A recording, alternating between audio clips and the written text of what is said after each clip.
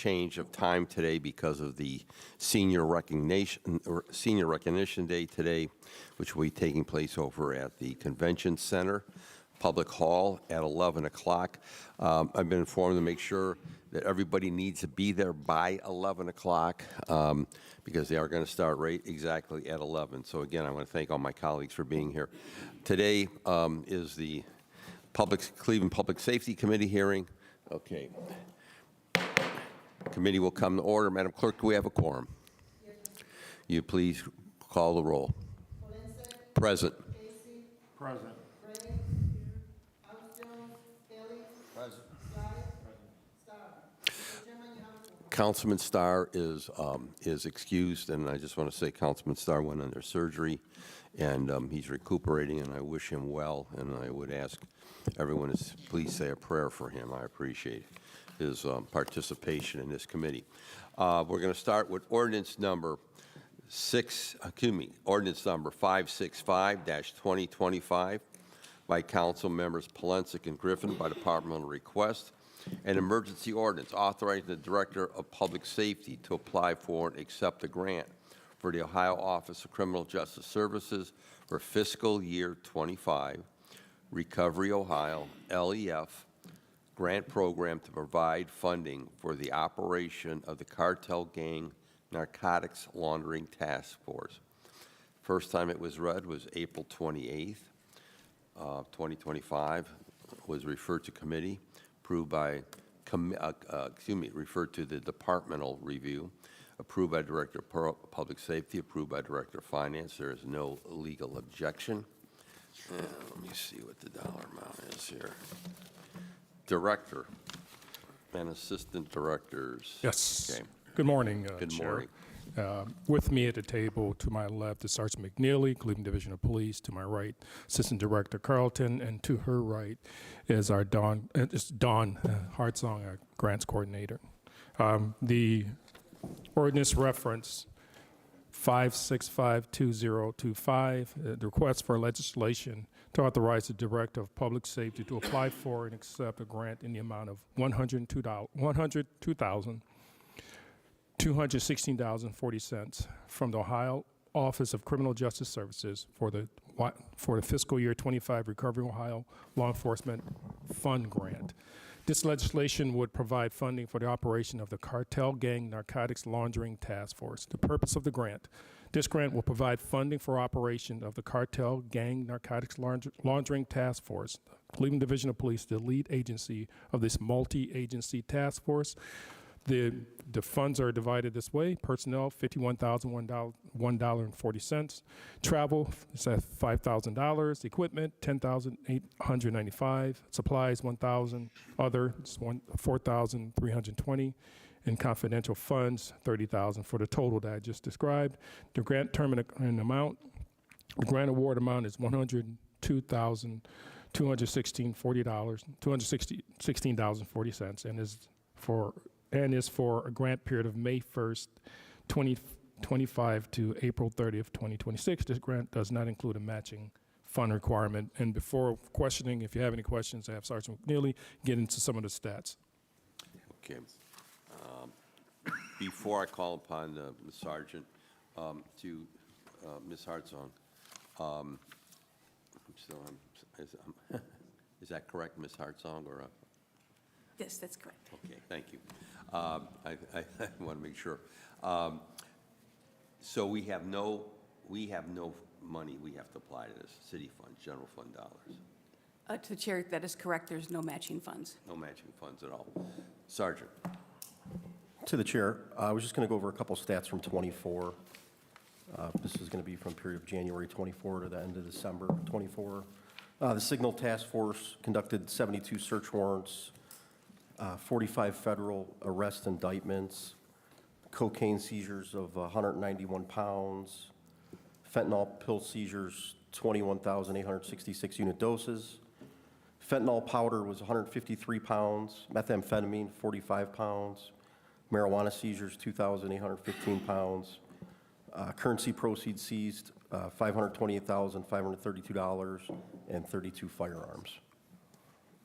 This grant's also critical for a component through outreach that we use now, where we buy Narcan kits, and we're able to get involved in there's like a bridge program the state provides now, where you kind of go out and try to distribute that just to get us more involved in that outreach component rather than just the enforcement aspect. Are drug confiscations, the amount, the quantity, is it up or down, especially fentanyl?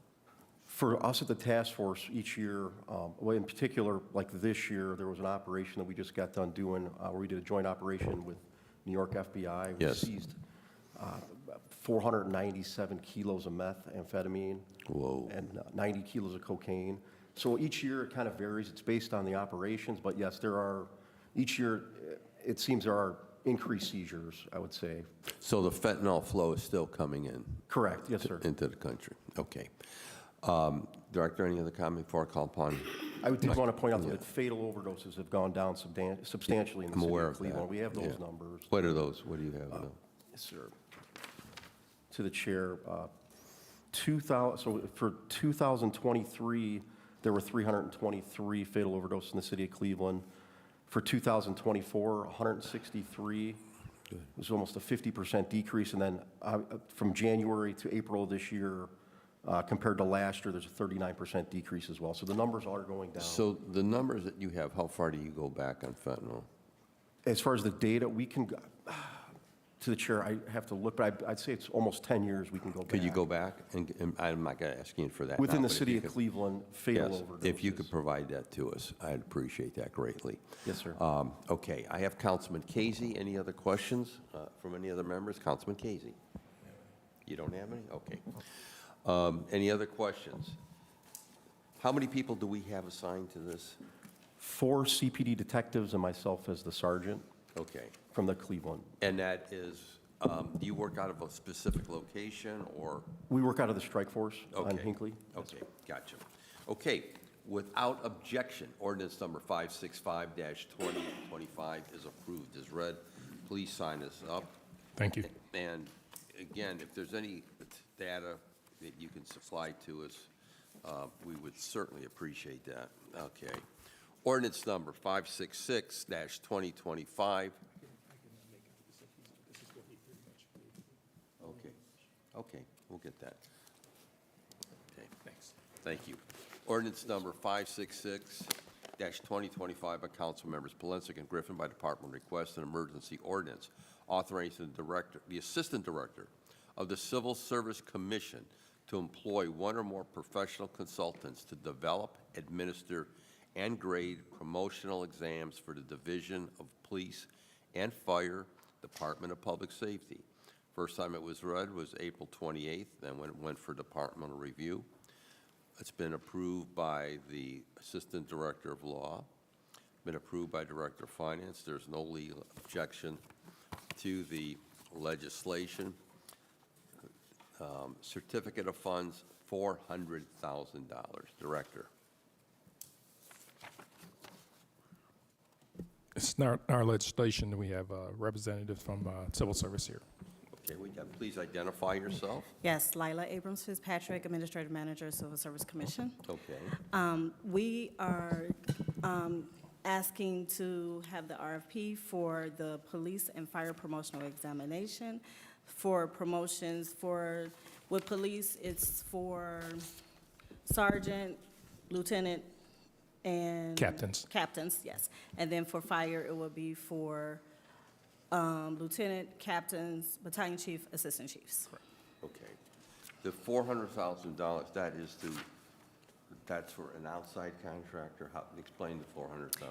Yes, so usually we have an outside contractor that comes in and administrates the exams. So they're usually professional safety examination companies. Yes. And they'll come in and administrate the exams. So the $400,000 would cover both for the police exams and for the fire exams. And that will take place, these exams will take place this year? I think we're looking towards the beginning of 2026. Okay. Yes. So again, for the, no, it has nothing to do with EMS then at all? No. Does it? Nothing, just police and fire. Questions of the committee, promotional exams. Any questions of the committee of the administration? That's okay. Without objection, ordinance number 566-2025 is approved. Director, I had asked you, to my colleagues, I've asked you for an update on the status of Engine Company. Thank you, dear, for coming. The status of Engine Company number 30. And are you prepared to give us a status report? Yes, sir. Okay. As you're aware, there was a significant roof leak in Station 30. We removed the Explain to the public where Engine 30 is at, engine 30 is located at 102 in St. Clair. in the Glenville neighborhood. That's correct, Okay. yes, sir. We had complaints of leaking roof. The firefighters were concerned about it. We were concerned about the conditions as well as their health, and we relocated the engines and firefighters to a different location. It's important to note that the service was not adversely affected for the community, the Glenville community, as well as Bracknell, who also is serviced by that particular station. Subsequent to that, we had the issues of environmental conditions tested.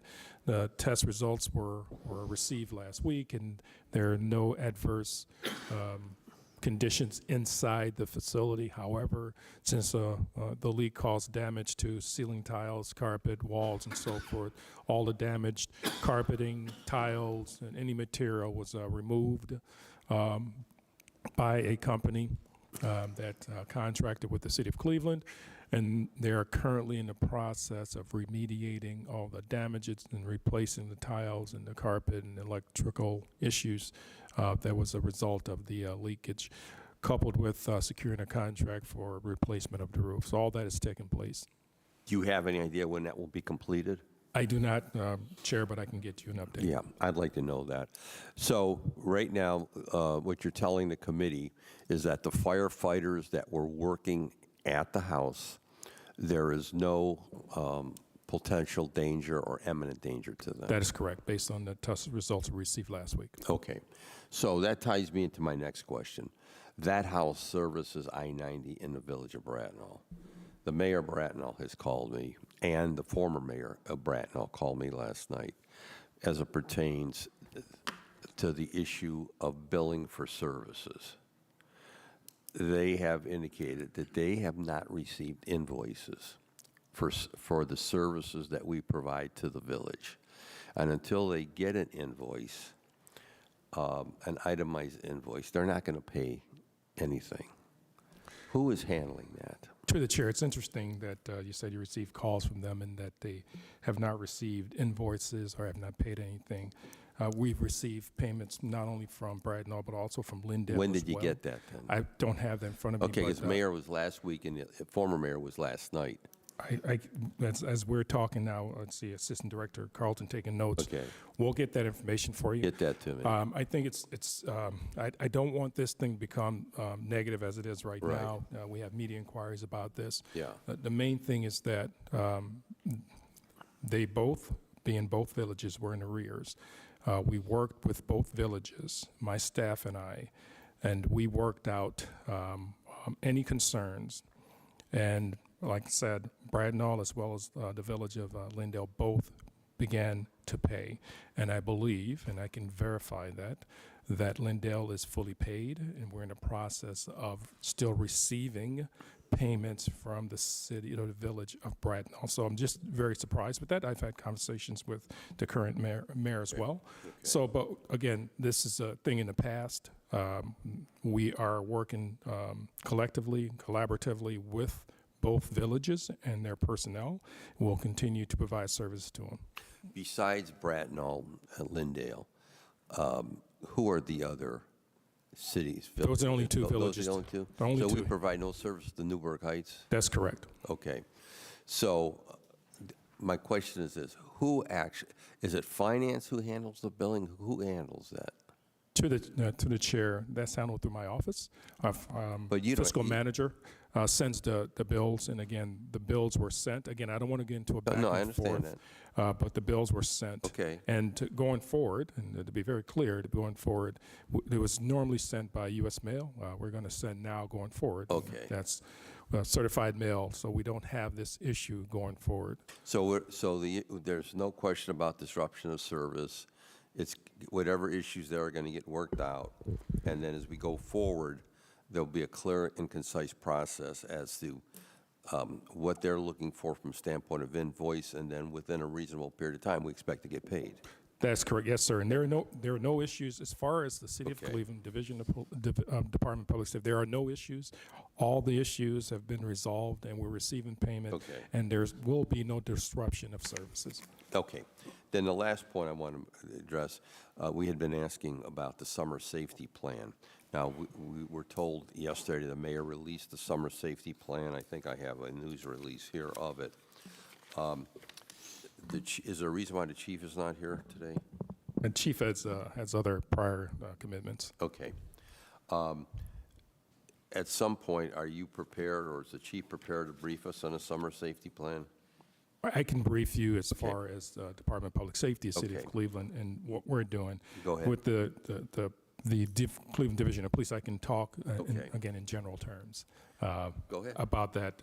As far as the City of Cleveland and our plan to the neighborhood safety plan, we've identified, we being Department of Public Safety, identified several areas within the city of Cleveland, both east side and west side, based on crime statistics, primarily Part 1 crime statistics, rapes, homicide, murders, felonious assaults, thefts, auto thefts, arsons. Based on that, and taking the summer months, we're talking May through August, end of August into September, we've taken the crime stats, looked on a map, see that we're at a hotspot map, to be honest with you, and then identified areas, again, east and west side, where they're most concentrated, the crimes that I just talked about. Based on that, my staff, senior strategist Michael Erb, as well as Detective Jasmine Brown, went out in vehicles and drove those particular areas, identified the areas, identified not just the crime-related issues, but just the quality of life issues, housing issues, abandoned vacant fields, abandoned vehicles, whatever you can think of as relative to quality of life, those were identified. We then talked with the mayor, his administration, at cabinet relative to the plan of identifying those areas, which we have. Then have an all-of-government approach from the building and housing department, aging, streets, whatever you can think of, whatever department, and we're going to go into those areas and concentrate in those areas, vacant fields, abandoned homes, and we're going to hit those areas extremely hard. We're also going to continue doing what we're doing across the city as well, but these particular areas that we identified will get a concentrated effort. Again, I don't want other communities to think that they will not receive city services. They will. It's just these particular areas will have an intensified approach through all of city government. Now, we identified the areas I talked about. Cleveland Division of Police through Chief Todd have a plan in place, or has a plan in place, and it's called the 2025 Strike Force Summer Breeze Initiative. That's what it's called. It's called Summer Breeze Initiative. That's working with all of our federal partners and also our local partners. Our Strike Force partners are ATF, DEA, FBI, HSI, as well as the U.S. Marshal. We're also working with the county prosecutor's office, and we also have a task force support, and that's we call the FBI CPD Cartel Gun Narcotics Larger Task Force. You just heard from Sergeant McNeely. That's part of that task force. We have the FBI Cleveland Violent Crimes Task Force. They work with our folks as well. And we also have the ATF Violent Crime Task Force and CGIC, which is the Crime Gun Intelligence Center, and the U.S. Marshal Violent Fugitive Task Force, which also have CPD officers attached to it. And then the state agency is the Adult Parole Authority, Highway Patrol, as well as the Ohio Investigative Unit, which assist us with not only liquor violations, but other violations as well. So we have also traffic initiatives with the State Highway Patrol. You and I talk about that all the time, Yep. Chair. Yeah, we do. They're coming in, that's part of the initiative. Okay. We have the violent crime reduction initiatives in all of the areas that I identified. Don't want to give that out because we want to give a heads up. We're also, through our fugitive task force, we're going to have warrant sweeps in those areas as well. So that's all part of the summer safety initiative, where again, we identified several areas, 4 in particular, and we're going to walk those areas with the mayor and his senior staff and others. Concentrating on quality of life issues, while the Division of Police will concentrate on the crime aspect of this plan. Okay. So at some point, obviously, the council representatives who are impacted by these, there's 4 areas of the Yes, city. sir. I'm assuming they'll be notified at some point. We will, yes, sir, we will notify them. And you've assured us now at the table that the areas that are outside of those 4 will still receive the services. Absolutely. I want to stress it, and I'll stress it again. Okay. The other areas outside of the 4 that I didn't identify, Yes, but I know. will receive services as well. That will continue. Okay. To my colleagues, my honorable colleagues, I meet with the director weekly and his team, and I continue to stress, and I've asked for the Ohio Highway Patrol to be in Cleveland on our streets, because at every meeting I go to, the number 1 complaint that I have been receiving is the traffic enforcement, or what citizens believe lack of traffic enforcement. So it would be going through school zones, speeding through school zones, crashing red lights, stop signs. We know on the west side there's been a growing concerns with the ATVs, the illegal dirt bikes, the potential street takeovers. So to the viewing public, we passed legislation to increase penalties for street takeovers, for everything associated with street takeovers and ATVs, dirt bikes, et cetera. We also passed the nuisance legislation approximately 3 weeks ago. And so Director and his team, would you update us a little bit on the nuisance law, as to, because you've indicated you're in the process of making sure that there is a clear and concise process. But I've been telling my own residents when I'm at neighborhood meetings to please call 911. When you have what we refer to as the neighbors from hell, or the other problems that we're having with a business or location or parking lot, we need to make sure those calls are going into the CAD system. Now, some people have a relationship, members of council, with their district commanders. That's fine as well. But for the citizens viewing this, we urge residents to please call those complaints into 911 so we can build that complaint paper trail. Because if there are 3 calls placed within a short period of time as any given address, the director then can take action, can notify that property owner, correct? That is correct. That, to the chair, that is to the property owner. Right. The legislation is really important, enhances the penalties, gives us, the Division of Police, and the Department of Public Safety, the opportunity to hold property owners responsible, Okay. to take action for some of the nuisance that take place on their property. Okay. So this legislation gives us that enhanced Okay. ability to hold them responsible. And the other thing I've been telling my own residents, and I'm hoping to the viewing public, when you turn in a complaint, if you can turn in an address, would even be better yet, rather than a brown house down the street. Whatever information you can supply would be greatly helpful for us into addressing these problems that we are having. Councilman Casey, you had a question. Yeah, Mr. Chairman, if you can indulge me for just a moment. Go ahead.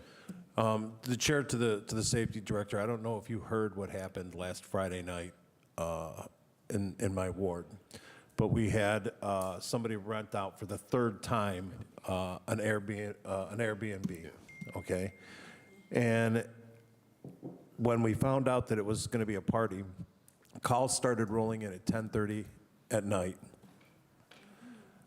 911 was telling everybody who had called that we have no cars to send to there. Now, if I tell you, Mr. Chairman and the Safety Director, that there were at least 500 people who had blocked off a portion of West 143rd, all of Emory, Leroy, Clifford.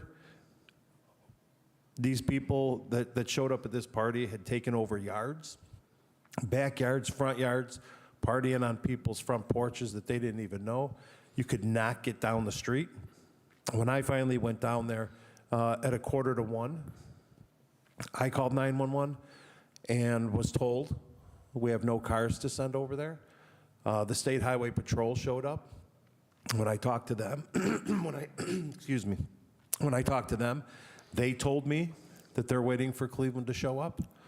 I finally called the chief at 1 o'clock in the morning, and she was able to get cars from the 1st and 2nd district there. That's how big this party, this takeover was. And I can understand, Mr. Chairman, to the safety director about your 4 hotspots that you're patrolling.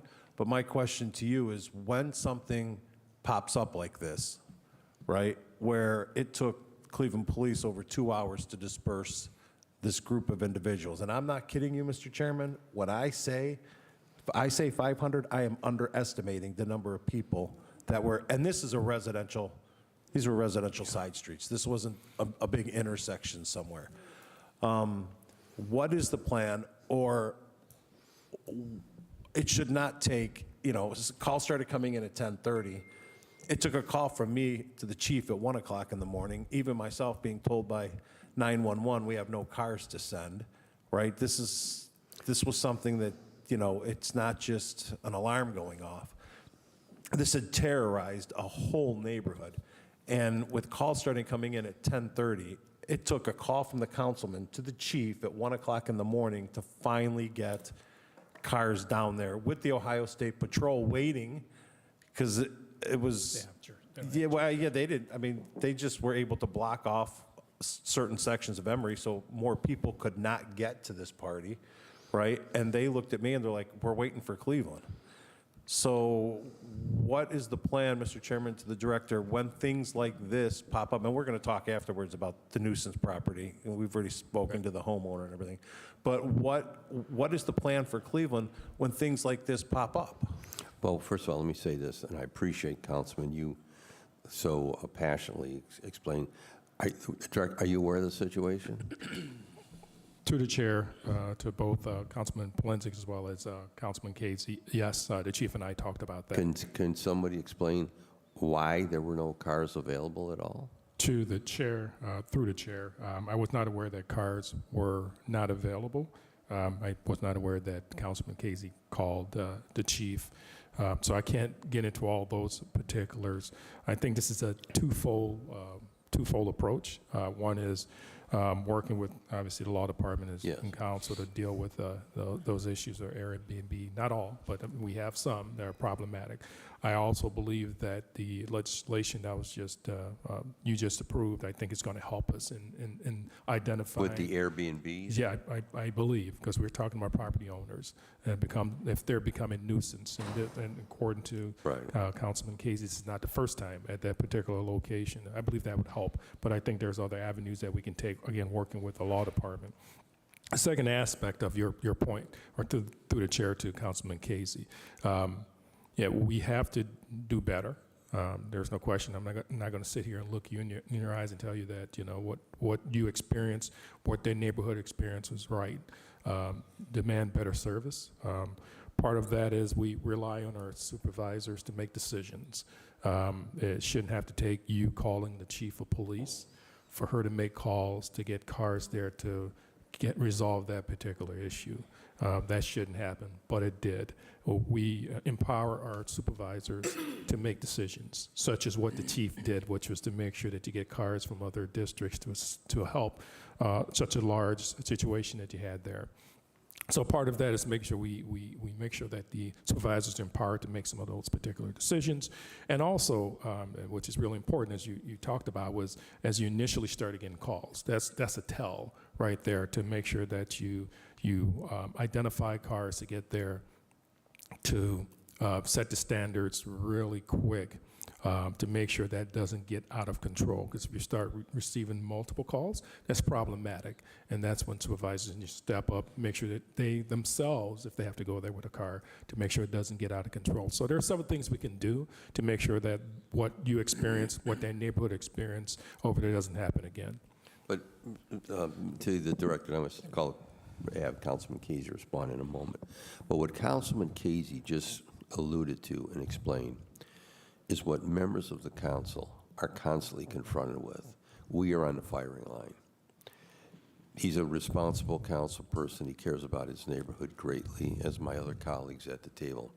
And I could say at this table, I've heard each of my colleagues here talk about situations where they were thrust into a situation and where residents are calling for help. And as I repeatedly, council does not hire, we do not fire, we do not deploy, we do not administer. We're prohibited by law. So as concerned as Councilman Casey was, he couldn't deploy anybody. He could not deploy one police officer. And that when I hear that there are no cars available, that concerns me greatly. Really concerns me greatly. We got to figure out what, because you just talked about the mayor announced yesterday his summer safety plan. And so, again, the eyes of Texas are on you guys to provide reasonable response and enforcement. I don't know what else I can say. Well, Mr. Councilman. Chairman, and to the, Mr. Chairman, to the director, you know, I've been around quite a while, and I think you know my relationship with the First District and the police. So for me to get to the point where I had to call the chief, you know that I've exhausted every single connection that I had to try to resolve the situation before it got to there. But you called your summer safety series some breeze, what'd you call it? Summer Breeze Initiative. Your Summer Breeze Initiative. Well, we had a hurricane last Friday. It wasn't just a breeze, it was a hurricane. And two things that I'd like to see, Mr. Chairman, to the director. The first one is I'd like to know what the car plan was in the First District last Friday night. And the second one to the council and to the law department is the individual who rented that house was a Cleveland resident from outside the neighborhood who came in and rented for one night. So as I said to the owner, what did they think was going to happen, right? I mean, you have a Cleveland resident renting an Airbnb for one night, and it's not like they had come in there to spend the night because they had a trip to the airport the next morning where they wanted to be closer to the airport. So that is something, you know, I've been racking my brain since last Friday trying to figure out why a resident in the city of Cleveland would need to rent an Airbnb for a one night.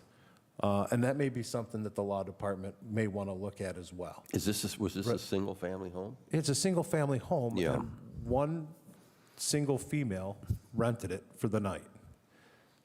I still, for the life of me, can't figure out what was so important for that property owner to need that $114 for that night. What was he thinking? You know, when the contract called for this individual to be there at 5 p.m. on a Friday and out by noon on Saturday, I just don't. He should have been a heck of a lot more responsible, or at least a red flag should have been thrown up, right? So, yeah. Yes. Are you through, Councilman? Yeah. Okay. I just wanted to bring Yes. that up, that maybe with the new nuisance law, right? I don't want to tell people who they can and can't rent to, because I don't think that's, but there's got to be red flags thrown up, or there's got to be some restrictions. I just can't see why somebody would, that had to have been a red flag to that property owner. Well, not only that, but the challenge is to the viewing public, council people nor are the Cleveland Division Police notified of an Airbnb event. Maybe that needs to be part of it, right? Right. Maybe the police, if Right. an Airbnb is being rented out, maybe the police department has a form or something that the individuals have to send to the Right. police department. I mean, Yeah, we are not notified. somebody should have seen that one coming. Because to the because all of us are experiencing the issues with Airbnb more than ever before, and that's why the council has collectively taken a good deep dive into this issue. And again, these are all things that we got to continue to look at. Councilwoman Gray. Yes, I just want to make a Yes. brief point. I've been working with Chair to my colleagues and also the team here. I've been working with Councilman Kerry McCormick. He, dealing with Airbnbs, because I'm dealing with that also Yes. in my ward, and a lot of the residents been emailing me. And we had meetings also in certain areas in the Cleveland Shaker area, had a big meeting because a house was bought, and attorney had his LLC property manager rented out as an Airbnb, and due to that, due to that, it's been an uproar. So I've been working with Councilman McCormick, Yes. Kerry McCormick. He said that the orders was submitted in 2016 about Airbnbs being illegal, and then there was another amendment per se recently, and I've been working with Inez and her team pulling those Airbnbs. So McCormick had reached out to the law department, Mark Griffin. So now we're working with Mr. Butler. He's going to write up a letter pertaining to the Airbnbs being illegal per se due to the ordinance. So this is a process. So you're right on time of what we're dealing with these one-nighters or these every other weekends or this every month weekend situation with the Airbnbs. I just want to put that out there. Yeah. No, we are, and I appreciate that, Council Lady. We're all getting, I'm getting it on the streets north of Lakeshore Boulevard by the lake, where I'm having, again, these LLCs come in and buy property. And then what we're all experiencing is, what I'm experiencing there as Councilman Casey, thank goodness I have not experienced anything like that, but I'm having in the weekend parties. That's what it's about, near the lake. So we had Councilman Casey. Gray, any other questions? Councilman Slife? I'll just add that I'm also interested in getting some more detailed briefing of the summer initiative, and as a component of that, this is kind of saying this to give a heads up of a question that I would ask is a comparison of like a zone car plan this past weekend compared to a zone car plan mid-initiative, because I'm going to go out on a limb and say that I probably don't represent one of the 4 target areas, but there is a concern, and I think an understandable concern, that the levels of calls for service and the necessary triage that has to occur results in parts of town having to essentially sacrifice zone patrols. That's a perception, and I think it's an understand. And I know you're going to say it's not true, but when it takes hours for a car to be able to respond to something of this scale, it's a very understandable assumption. Yes. And we can talk about large events like that, but I also think if someone gets into a fender bender on getting off of I-90 and it takes hours and hours for a zone car to respond, like that's not the level of service that people get in suburban communities. And I think it's useful for us to understand the relationship between kind of the summer initiative and the kind of generalized MO of how the division operates. I'll let you respond, and then I have one more thing. Director? Sure. Thanks. Through the chair to Councilman Slife.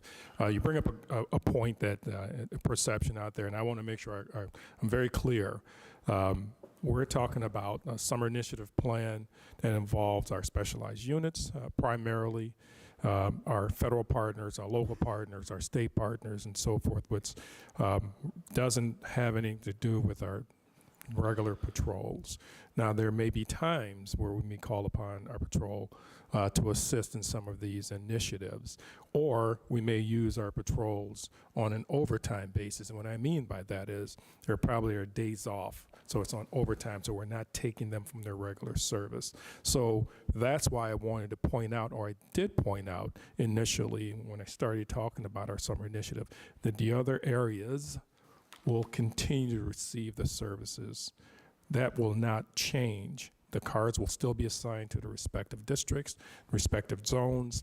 This summer initiative that we're talking about is primarily focused on our specialized units, which are not part of the patrol section, and also our partners.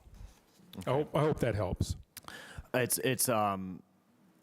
we can just to make sure that that juxtaposition is included in that presentation, I think it'll be useful for us.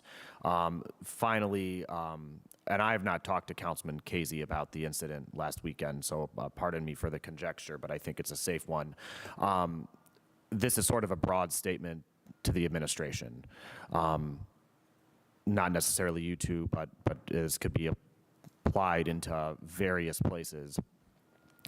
The reason Councilman Polensek is always repeating that we don't hire, fire, or deploy is because a lot of people out there think that we hire, fire, and deploy. Right. So when it takes hours for police to show up, people think that that's because Brian Casey's not doing his job, despite the fact that it's not his job. And it's an we're not expecting every resident of the city of Cleveland to be an expert on Cleveland City Hall. However, there does seem to be this flippant apathy among some individuals, I think, in the administration, that when something happens or people aren't seeing the level of service that they expect, that Brian Casey's getting chewed out at the grocery store, even though it's not his fault. So I just want to underscore, because we all know this, but the reason that that's an important statement is because we are up against an expectation that if the tree's not getting serviced, it's because Charlie didn't call it in. If somebody gets a garbage ticket, it's because Danny Kelly issued it. And I can go down across the entire board, and there are some, I think, in the administration who don't seem to appreciate that we are taking bullets for things that are not within our purview. Right. So that there's no need to respond, but I just want to, that's not just a tagline that Councilman Polensek repeats. That's us trying to to establish publicly an understanding that we are up against an expectation that is not the role of the legislature. And Director, I can only tell you this. There are 5 of us sitting at this table today, because again, some of our colleagues are tied up in other meetings. But I can tell you, Councilman Slife, Councilman Kelly, Councilman Casey, Councilwoman Gray, and myself, we are aggressive council members. So, and I did have an issue, and I have complained to the Director of IT as it pertains to the 311 system, because I will tell you, too often I'm finding when people call into 311, they're being told, call your council person. And that just angers me to no end. What's the system for? That's where citizens are to turn in complaints, and yet they're being told to call the council person. I mean, I'm fit to be tied over that when I hear that crap. And so again, to the viewing public, we are legislators. We work on the annual budget. We have committee hearings. We work on legislation. We pass legislation. But Charlie Slife and Danny Kelly and Brian Casey and Councilwoman Gray cannot deploy one police officer, cannot deploy one person to patch a pothole. We cannot do it. I want to say this. I know the citizens, some citizens, why we are prohibited by law. Think about that. We are actually prohibited by law from doing that. That's the charter of the city of Cleveland. So, Director, you've heard the concerns. Are there, you want to respond to Councilman, and if anyone else has any, if Councilman Kelly, you have any comment? Well, if I can Go ahead, respond, Director. and I know that through the chair to Councilman Slice that I didn't have to respond, and I can appreciate that. For me, for my many years here in the city of Cleveland, it's a collaboration for me that's really important. I know you received the complaints. I know. I received the complaints as well from being obviously a commander and a deputy chief and a chief of police and not a safety director. I received the complaints as well. Sitting next to me, Assistant Director Carlton, she received the complaints. So we understand that. We understand and the importance of responding in a timely fashion to the complaints that we receive from our citizens in the community. So, and we take that very seriously. And we know that you guys don't hire, fire, or assign. That's our responsibility here in the administration, and we take that very seriously. It troubles me to hear Councilman Casey talk about the experience that he had over the weekend. It troubles me to hear that, and I want to make sure that things like that doesn't happen again, and it shouldn't take, in my very humble opinion, it shouldn't take the relationships that Councilman Casey has developed over the years with whoever, maybe a sergeant, a lieutenant, a captain, or the chief, to make a call personally to have a response for that. That shouldn't happen. It should be any person, whether Councilman Casey or Miss Jones down the street who's having the same issue, should get the same level of service. So that troubles me that it had to happen that way. Part of our responsibility to make sure that we empower our people to make decisions. It shouldn't take the chief, specifically for Councilman Casey, it shouldn't take him calling the chief to get the response that he needs. That's us. We have to do better to look at our systems, look at our policies, our procedures, and so forth, to make sure that we improve those efficiencies and make sure all of our citizens get the response that they need and the services that they need. Thank you. Councilman Kelly, you had a comment? Then we're going to wrap it up. Through the chair, thank you, folks. I just, many times when I'm dealing with First District and I have a pretty good relationship with them and I'm looking to do something for the neighborhood and through the First District, a lot of times they refer, this is the way Brother Casey does it. He does have a very good relationship and it works, the relationship, so your residents and the police.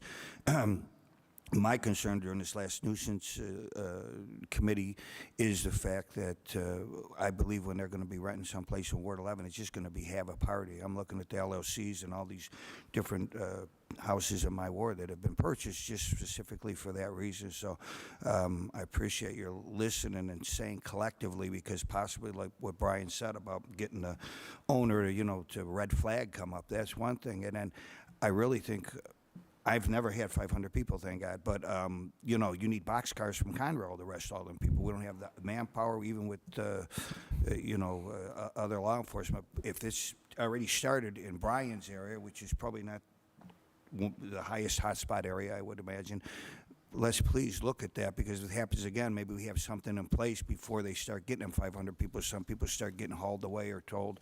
So whatever us and my colleagues could do, we're willing to do it, because this is a big concern of mine for this summer. So I thank you. The Director, you had a comment? Yeah, through the chair, thank you, Councilman Kelly. We're going to work with you guys as well as the law department and the Division of Police to come up with some plan or legislation to deal with the issues that we're currently facing with the Airbnbs. Okay. Thank you, Director. Thank you, Assistant Director. I want to thank my colleagues for the really coming with this change today for the time. Again, they want us over at the Convention Center, Public Hall, by 11 o'clock for Senior Day. And again, Director, anything else you want to add? Again, No, sir. Thank you. Let me just say this. We're going into summer. We think, and we are anyway, with the weather, you would know. But at the end of the day, all of us in the body are greatly concerned about the summer. We're concerned about the street takeovers, the ATVs, the dirt bikes, the nuisance properties. So this will be an opportunity. I'm hoping with the action that we took, I want to say this again, Council took very aggressive action We gave you everything you needed and then some. So we're looking to you to enforce the law. That's all I can tell you. The Chair, if I can, hit three really quick Yes, things. go ahead. And then we're going to go. It's currently Assistant Director Schachtner, who worked on the legislation, is actually with the Division of Police as we speak, talking to command staff about the new legislation. About the And nuisance law. That's correct. Okay. The new nuisance law, I'm sorry. He's talking to them now, so if they have any questions, he can answer them for them. And then they're going to, the command staff, talk to the troops about the new abatement or nuisance law. So again, if they have any issues, how to apply it, they have a resource in Assistant Director Schachtner. As far as the street takeovers, we do have, the Division of Police that is, they have a street takeover detail. That's Okay. detectives that are assigned and officers who, if we get intelligence, we go there before it happens. If not, then we'll be responsible responding to those particular issues. And then also using our real-time crime center intelligence folks to follow up on those situations. Right now, currently, we have not had any street takeovers, at least information I received. We have had individuals going to specific locations on the west side as well as in the east side in parking lots and so forth, and we are responding to those areas, the Division of Police, that is, and their members. And also, you mentioned about a lot of complaints for traffic. We have joint traffic and Okay. details with not only State Highway Patrol, but our traffic unit as well as the district traffic. So we have details set up, which is also part of this summer plan. Well, again, as you implement, as Assistant Director Schachtner is working with the command staff now, I want to say again, as we've said it to you, if there's something in the course of enforcement that you see maybe is not working adequately or needs to be tweaked in the legislation, get it back to us as soon as possible. Let us know exactly what that is. Will do. Okay, thank you. Without any further objection, the committee stands adjourned. Thank you.